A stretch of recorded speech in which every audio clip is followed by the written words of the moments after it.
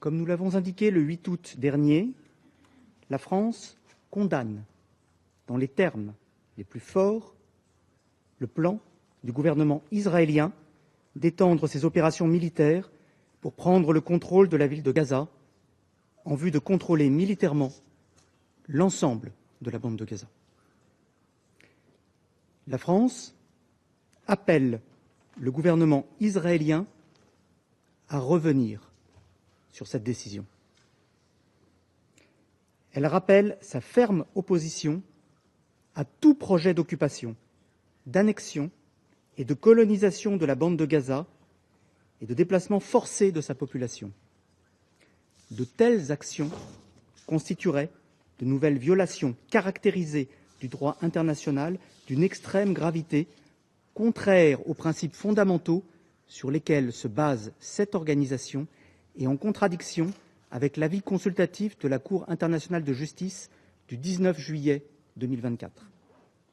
The United States government believes that today's meeting is emblematic of the counterproductive role that far too many governments on this council and throughout the UN system have played on this issue. It is not negotiating in good faith. We know this because we are in the room. The simple truth is that this war could end today if Hamas let the hostages and all of Gaza go free.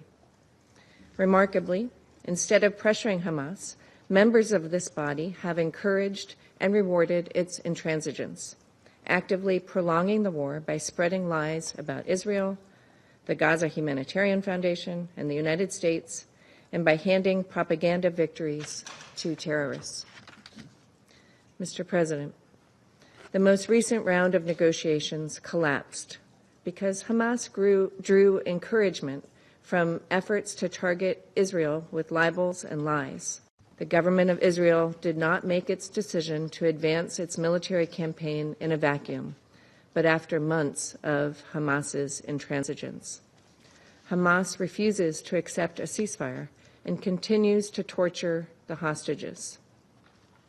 The United States supports Israel's right to defend itself against Hamas's terrorism.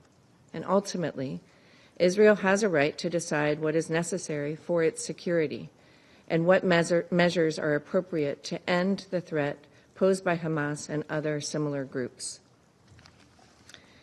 It is unfortunate that members have again taken advantage of today's meeting to accuse Israel of genocide.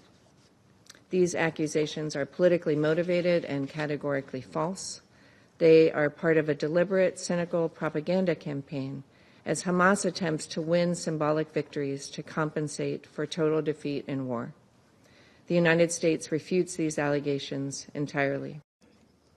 Эти действия израильского руководства грубо нарушают международное право, демонстрируют его открытое пренебрежение как призывами международного сообщества, так и решениями Совета Безопасности ООН и наносят крайне серьезный удар по перспективам двухгосударственного решения палестино-израильского конфликта.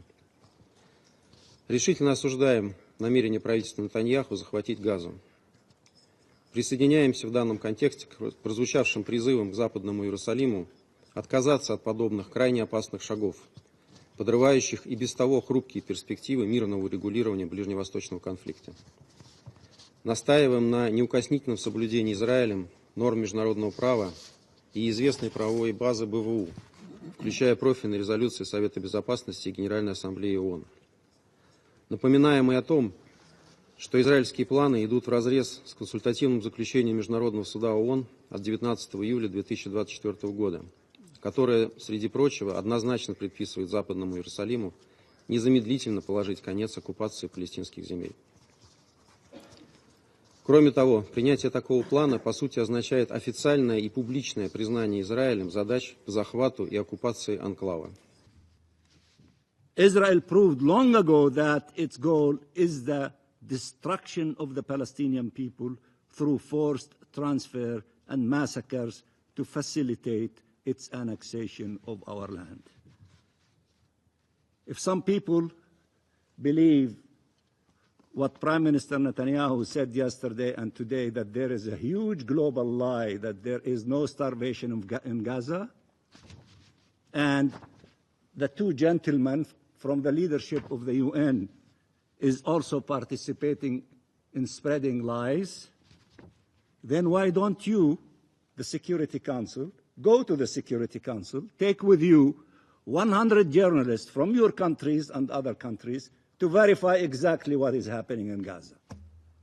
If he's so sure of this global conspiracy about the lie, let him prove it, invite you, allow you to go to the Gaza Strip and see exactly what is happening there. Take journalists with you so that you can verify exactly what is happening in Gaza. Because I think Mr. Netanyahu, in spite of all of the effort that he is putting with his government, he doesn't have credibility. He did not convince almost all of you and tens of countries outside this chamber from his narrative, and the narrative of his government, and the narrative of his foreign minister, who came trying to manipulate a humanitarian story of a captive and the pain of that caused to that family, and he failed in trying to convince you to forget about the pain of the Palestinian people. Such illegal and immoral plans cannot be met with only outrage. That would not be sufficient. They require the mobilization of all the tools available to stop them, and we really appreciate the massive reaction from almost all countries in all corners of the globe. The IDF is preparing to take control of Gaza City while ensuring humanitarian assistance flows to civilians outside combat zones and away from the reach of Hamas. This is not conquest. Israel has no plans or desire to permanently occupy Gaza. This is liberation from a brutal terror regime. As our briefer stated earlier, I wish to reiterate the principles, the 5 clear principles that the Israeli Security Cabinet adopted for concluding the war. 1, the disarming of Hamas. 2, the return of all our hostages, both living and deceased. 3, the demilitarization of the Gaza Strip. 4, Israeli security control in the Gaza Strip. 5, the establishment of a non-Israeli peaceful civil administration governed neither by Hamas nor the Palestinian Authority. This is the only way to ensure a better future for Israelis and Palestinians alike. Prime Minister Netanyahu has made it clear. Israel's goal is not to take over Gaza, but to free Gaza from Hamas and enable a peaceful government to rise in its place. This is the path to stability. This is the path to peace. In response to the government of Israel's decision to further escalate its military operations in Gaza. As my Prime Minister said, this decision is wrong, and we urge the government of Israel to reconsider immediately. Expanding military operations will do nothing to bring an end to this conflict. It will not secure the release of the hostages. It will only deepen the suffering of Palestinian civilians in Gaza. This is not a path to resolution. It is a path to more bloodshed. This escalation will only exacerbate an already catastrophic humanitarian crisis, uprooting 1 million more people and forcing them into dangerously overcrowded, unsanitary and undersupplied areas.